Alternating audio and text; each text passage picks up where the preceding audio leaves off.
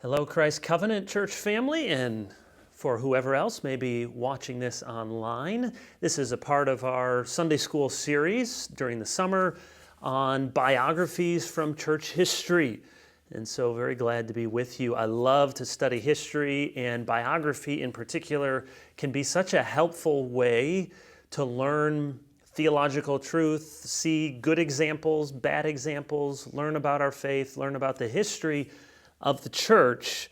So I had great fun putting this together and hopefully, I think, introducing maybe someone to you that you may not be terribly familiar with. Martin Luther called this person the greatest monk who ever lived. An early biographer said of our subject, "The majesty of his name was surpassed by the lowliness of his heart." I want to talk to you about Bernard of Clairvaux. Bernard of Clairvaux was the dominant figure in the Christian church in the first half of the 12th century. And as far as the later reformers, Calvin, Luther, others were concerned, he was the model monk. Luther said Bernard loved Jesus as much as anyone can. Calvin often cited Bernard as a key witness in a number of theological debates, three in particular: total depravity, unconditional election, and the corruption of the Catholic Church. These are quotations of Bernard in Calvin's Institutes. So here's what Bernard says on total depravity, Calvin quoting him.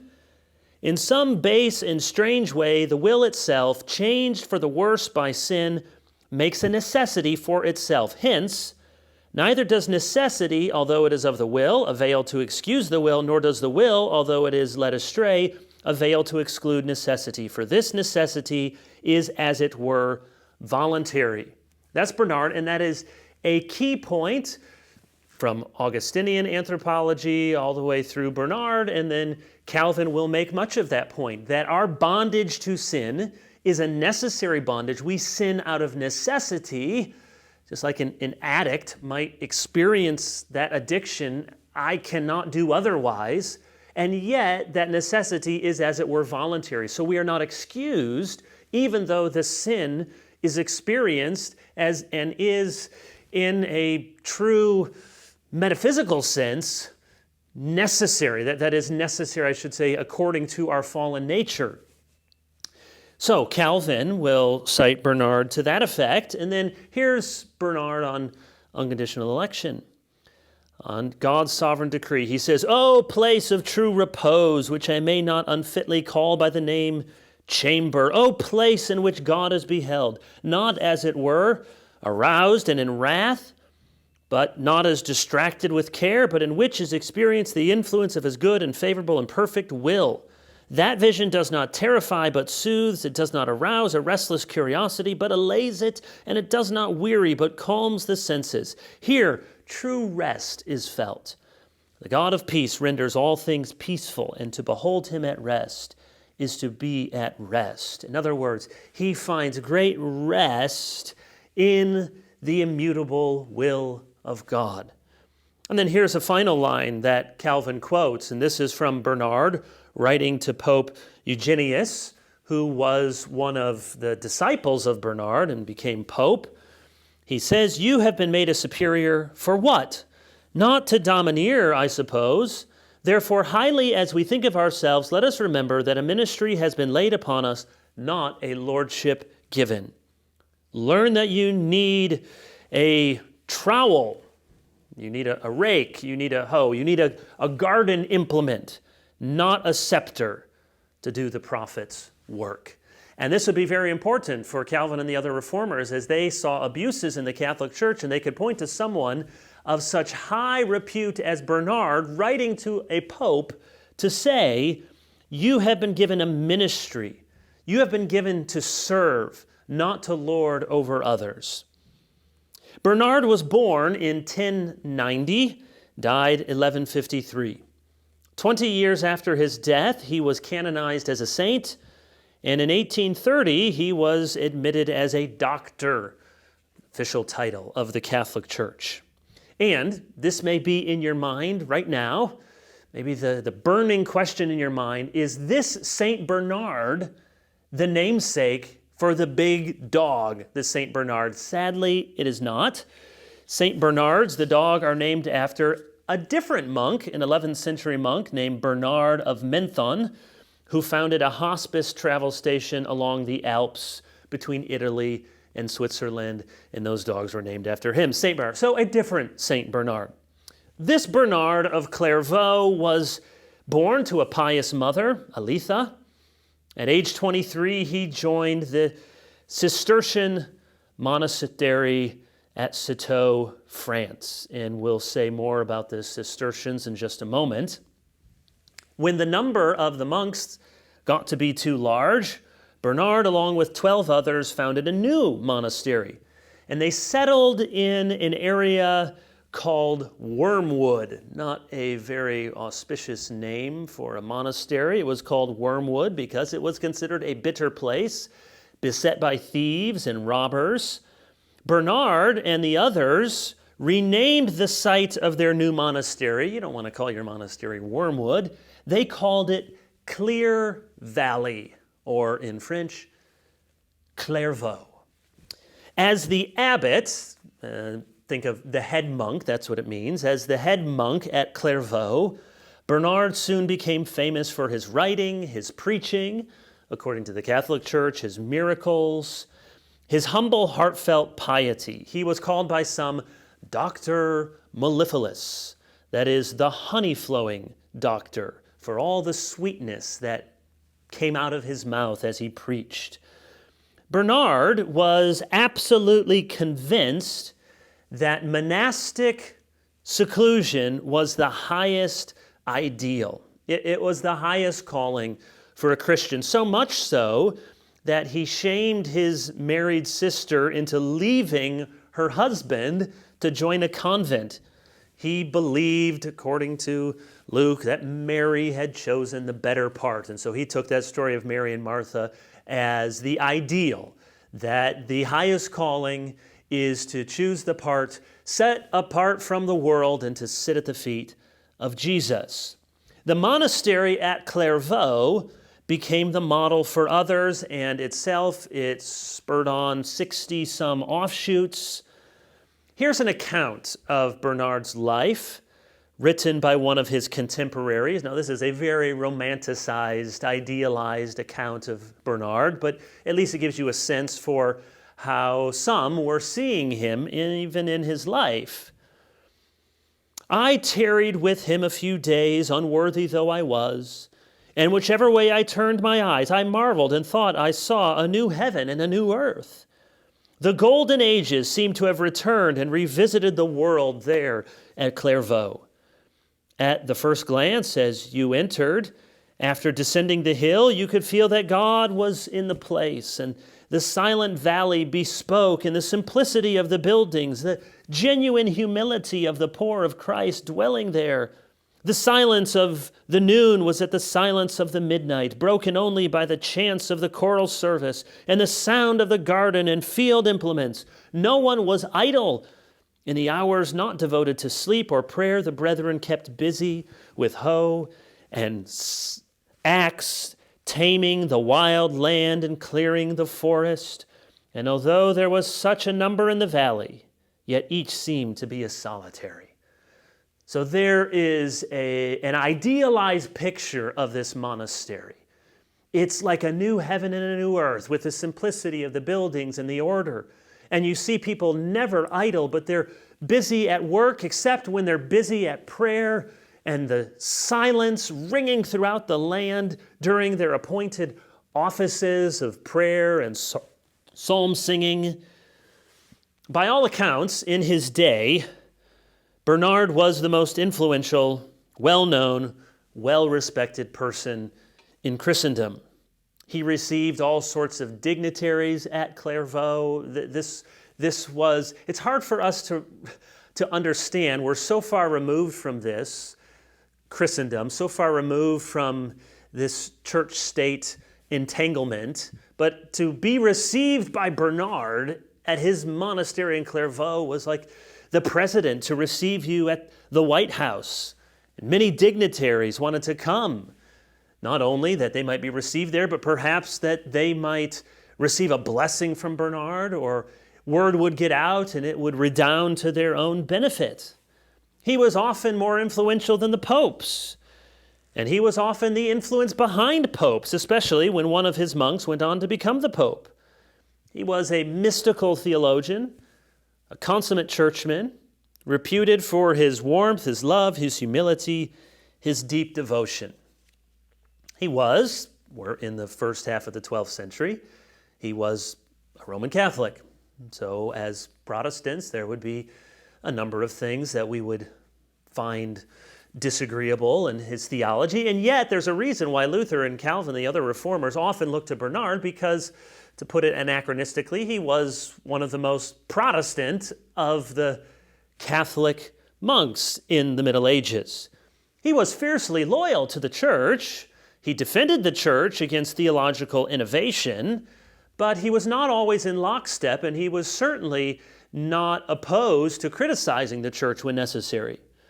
He denied, for example, the Immaculate Conception, not the Immaculate Reception. You can look that up with Franco Harris, but the Immaculate Conception. Sometimes we hear that and we think, oh, the Immaculate Conception is the virgin birth, Jesus. No, the Immaculate Conception is a Catholic doctrine that Mary was born without original sin. And he rejected this idea. He claimed that baptism was not indispensable for final salvation. He accepted foot washing as an additional sacrament, so sometimes he was out of step with the majority view of Catholic doctrine. He also saw himself, and others saw him as well, as a kind of conscience of the papacy. He did not hesitate to point out corruptions in the Roman Catholic Church, and this is one of the reasons why Calvin often quotes from Bernard. So here's in Calvin's Institutes, quoting from Bernard, "Your court is accustomed to receive goods rather than make men good." The Catholic Church had grown very wealthy. They had acquired great earthly power, and that was already the case in the 12th century, and Bernard criticized them for it, and so would the reformers. He was critical of the church's over-involvement in civil matters. He urged the Pope to choose an apostleship rather than a lordship over others. Or here's another quotation that Calvin cites Bernard in the Institutes. "What seems the greater honor to you, to forgive sins or to divide estates?" That really hits right between the eyes, and it helped Calvin that he could say, one as great as Bernard of Clairvaux said this back in the 12th century. What is more important for the church? What is a greater honor?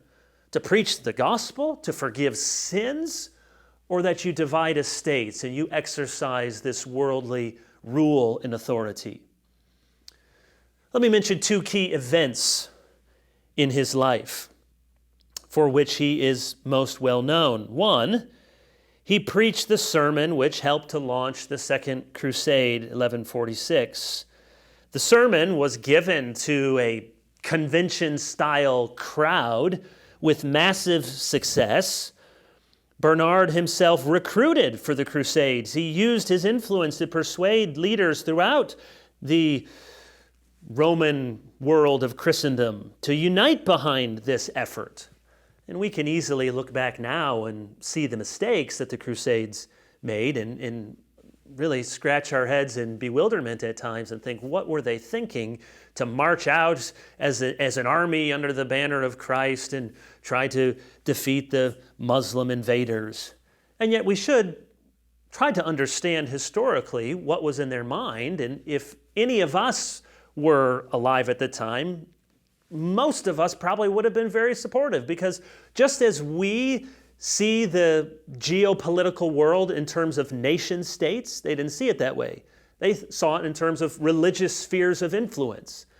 And so just as if you're an American and you saw that your state or part of your country was under attack, everyone would instinctively say, we need to go and reclaim this state of North Carolina from the Canadians. They sailed around and came, and we would all be rousing in our defense of our country. Well, in the same way as they saw that Islam was spreading throughout the Middle East, and in particular through Jerusalem, and often attended with many atrocities, it seemed very natural to them. Well, of course, we need to defend the Holy Land, and we need to defend these Christian parts of the empire.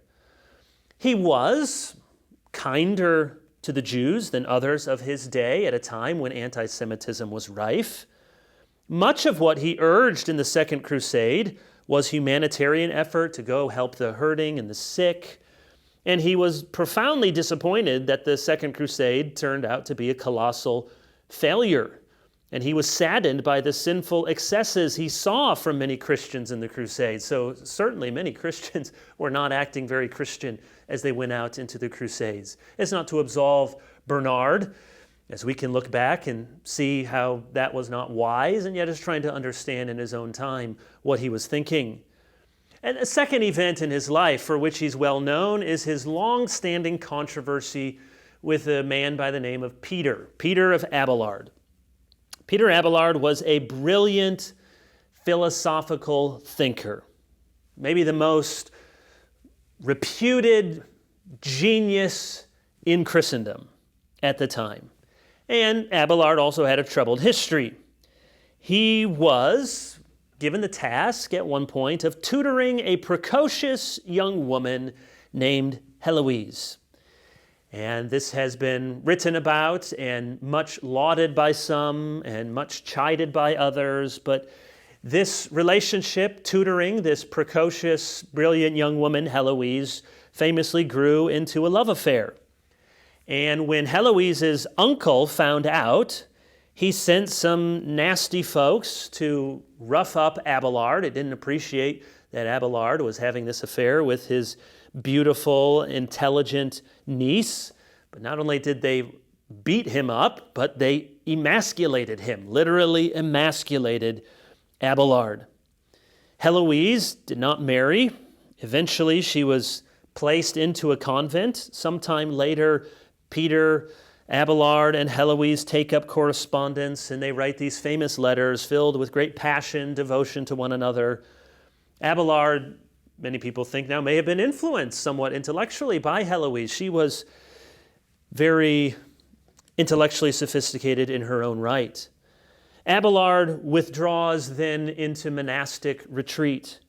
He gains a large student following. He was the great conference speaker of his day. He was the great author and thinker and speaker on philosophical matters. He writes several books, the most famous of which is Sic et Non, which is Latin for yes and no. And in this book, he looks at 158 theological categories, and he shows how church fathers and even the Bible, he claims, give contradictory answers that do not agree. Sic et non, yes and no.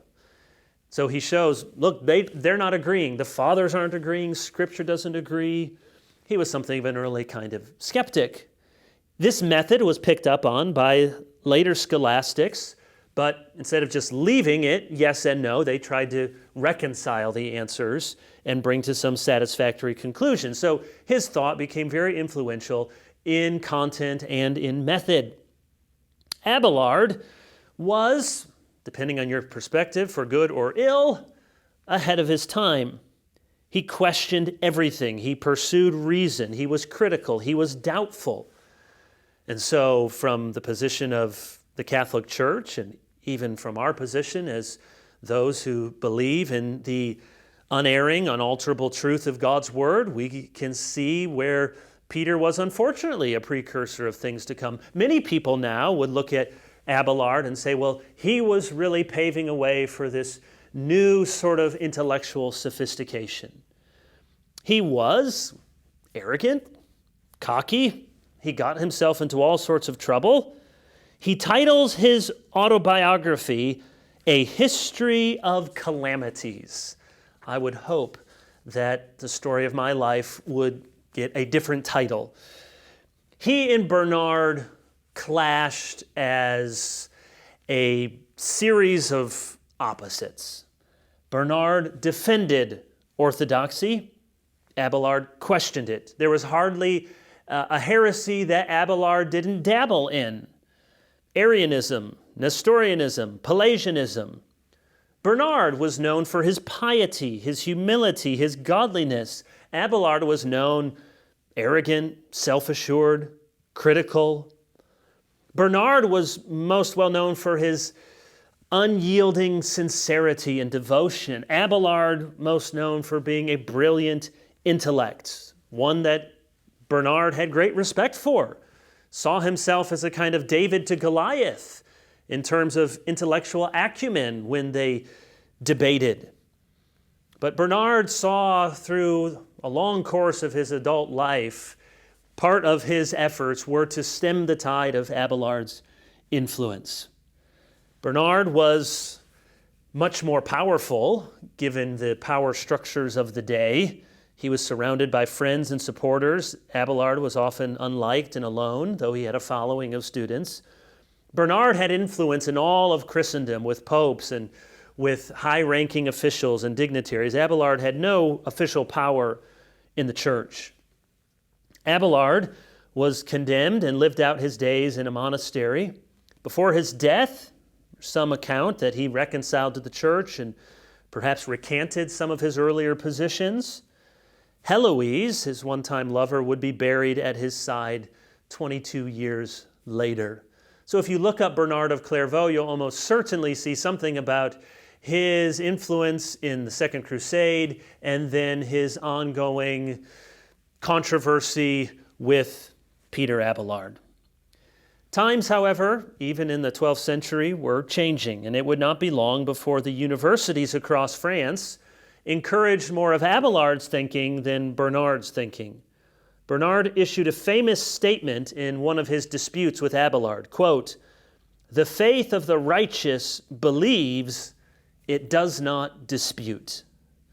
The faith of the righteous believes, it does not dispute. What would you make of that statement? Well, on the one hand, we might disagree with it. It's the faith of the righteous asks hard questions because we believe that there are good answers. We're not above disputation in that sense. And yet, we also, I hope, would affirm what Bernard is saying. Mainly, the faith of the righteous believes and clings to the good deposit and the truth once for all delivered and is looking to pass on what has been given to us, not to undermine the tradition of the Scriptures. So the statement from Bernard can be both good and bad, but it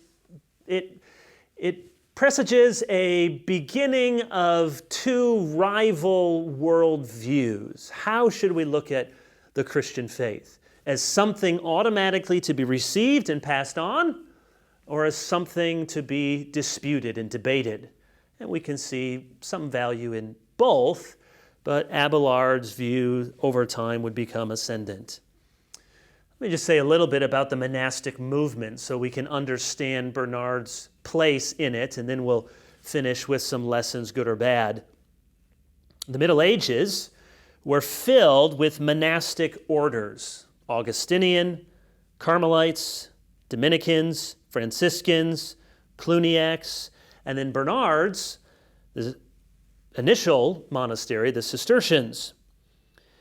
The Benedictines date back to 529, according to the rule of Saint Benedict. So the rule is it's a rather short book. You might think of it as sort of prayer book / book of church order. It tells you how to order your day, the sort of person you're supposed to be, when do you pray, became massively influential. The abbot, word for father, holds the place of Christ in the monastery. There is unquestioned, unhesitating obedience to the rule and to the abbot. Infractions in these monasteries were often met with severe physical punishment. Prayer times were prescribed. Prayers were prescribed. There's vigils, hours, meals. There's a strict ordering of lights out, lights up. Of course, they don't flip on switch. They have candles. They go mostly by the sun. There's psalms, there's readings. There's also physical labor in these monasteries. All possessions would be held in common. There would be a vow of poverty, simplicity, humility, chastity. Of course, you're not married, and charity. If you wanted to be safe, if you wanted to learn, you would very often join one of these monasteries or a convent, a nunnery. And in the Middle Ages, if you were serious about your faith, you often joined. Now, we'll point out in just a moment some of the downsides of these, but coming from a Protestant position, we can immediately think, oh, how foolish these monasteries, and you leave the world behind and you go and you're idle. And I just want us to try to have a little more sympathy, especially as they saw the world around them at times seeming so unsafe or inhospitable that they would retreat to these monasteries, and it was held up as the place to go if you were really serious about being a Christian. One of the most influential were the Cluniacs. The papacy was in scandal, often in the Middle Ages, corrupted by power. They were entangled in land and buying and selling church offices. So there was a reform monastery founded in Cluny in 910, and they would again follow the Benedictine rule. Now this Cluniac series of monasteries was wildly successful. It grew rapidly. Over time, they accumulated great wealth. You see this pattern happening over and over again, that in an effort to sort of leave the world and the corruption of the world, in a rejection of the world's corruption, they take a vow of poverty. But over time, as people come, they work hard, you may receive gifts from others, then these monasteries, which set out to live a life of simplicity, they themselves accumulate great wealth, and then another movement comes along out of reform. These Cluniacs, in time, had ornate buildings, gold, jewels. In fact, they have so much that they don't need to work the land anymore, which initially was a major part of the Benedictine vision, that you were going there to not just read in a library all day, but to engage in very deliberate physical labor. They would pray over 100 psalms a day. So you have the Cluniacs. Then you have the Cistercians, founded in Citeaux in 1098, as a response to the growing worldliness of the Cluniacs. They wanted to develop the beauty of simplicity, simplicity in liturgy, simplicity in architecture, simplicity in life. And then, following the Cistercians, that's what Belard was, then he sees they are growing and accumulating and don't adhere to the original simplicity, and so he starts one at Clairvaux. What is the legacy of these monastic movements? Well, on the one hand, we ought not to be too quick to condemn them. They encouraged learning. They provided translations and copies of the scriptures. They kept alive important intellectual traditions in the church. You didn't have a printing press yet, so how did you multiply manuscripts? How did you keep alive these Bibles, which could be so rare? Monks would copy them by hand. And don't discount the prayers.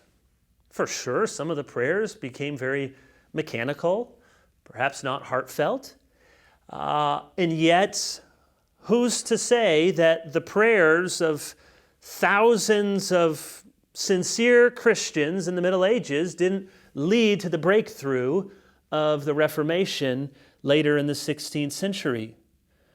There were many advances from these monastic experiments, advances in animal breeding and farming and draining swamps and raising new food. So they were often at the technological edge of innovation.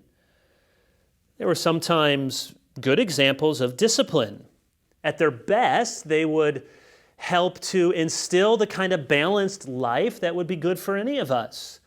They pray, they work hard in manual labor at times, and many of us don't have jobs that require manual labor, which is why we need to go to a gym or we need to exercise. Well, their exercise was their work, and yet they had study, they had contemplation. So there was something very wise in this basic kind of intuitive rhythm of life. You're working at times with your hands, you're studying at times, you're praying, you have an orderly life of sleep and rest.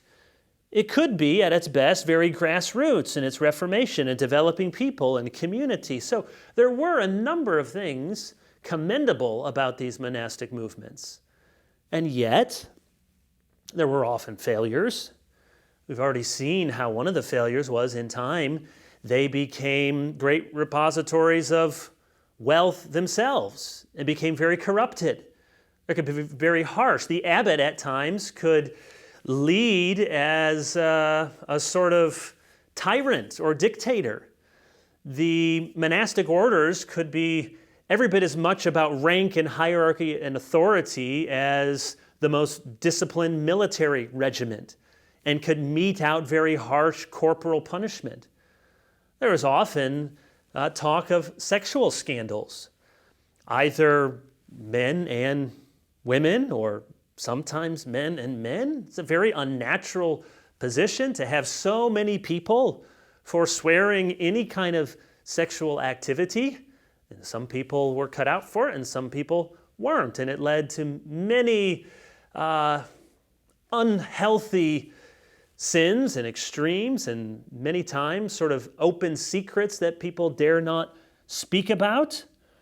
There was also a retreat from the world, which was not helpful.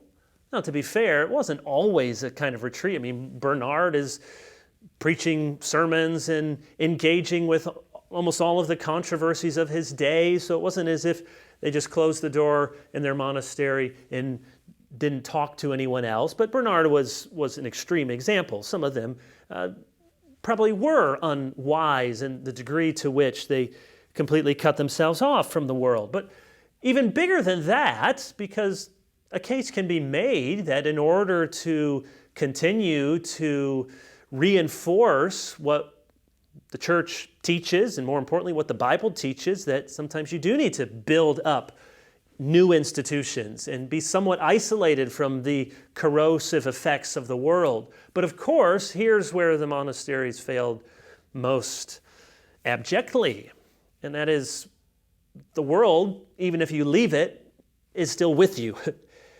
And we see that time and time again. You can leave the world behind, but the worldliness is still in you. And so we see a lesson with the monasteries, that just because you can leave behind the bad influences in your city, and you can go to something that would seem to be a pristine environment, and the order is there for you, and you're going to work, and you're going to pray, and you're going to sleep, and you're with all serious Christians. Well, there's many good things about that. You might think, well, I'm going to go to a Christian college. Well, good. And it's going to be heaven on earth. Well, you're still sinners, and they were still sinners. And many of these monasteries became places of corruption, even though they set out to be just the opposite. In the end, then, what is the legacy of Bernard? Like any Christian in history, we have clay feet, and legacy is always mixed. And we've talked about some of the weaknesses in the monastic model and perhaps some of the mistakes that Bernard made. And yet, there is much to give thanks for. He was, as Calvin and Luther saw, one of the shining lights in the Middle Ages, who was not afraid to point to the corruption in the church where it existed, and often held to more classic Augustinian doctrines when others had deviated, was not afraid to be out of step with the church when he felt that the church was promoting incorrect beliefs. And yet he was a stalwart defender of classic orthodoxy. He was also a man of great humility and piety and devotion. And his influence, though his writings were important, his influence so much came from the life that he lived, the respect that he gained from others because of his piety, his sincerity, his humility, and devotion. And that's a lesson for us, as we all want to leave a legacy. We want to have influence. And we think that influence primarily comes from titles or from money or from intellect or from a platform. Well, there is an even more important kind of influence, and it's the influence of piety. It's the influence of sincerity and humility, of godliness. And Bernard was known for such. He's also known for his hymns. A number of hymns have been ascribed to Bernard of Clairvaux. Jesus, the very thought of thee. Jesus, thou joy of loving hearts. Of him who did salvation bring. And most famously attributed to Bernard is a hymn that most of us know and love to sing, O sacred head now wounded. So let these words in closing, not about Bernard, but from Bernard, about the Savior whom he loved and preached, be an example to stir our own hearts. O sacred head now wounded, with grief and shame weighed down, now scornfully surrounded with thorns thine only crown. O sacred head, what glory, what bliss till now was thine, yet though despised and gory, I joy to call thee mine. What language shall I borrow to thank thee, dearest friend, for this thy dying sorrow, thy pity without end? O make me thine forever, and should I fainting be, Lord, let me never, never outlive my love to thee.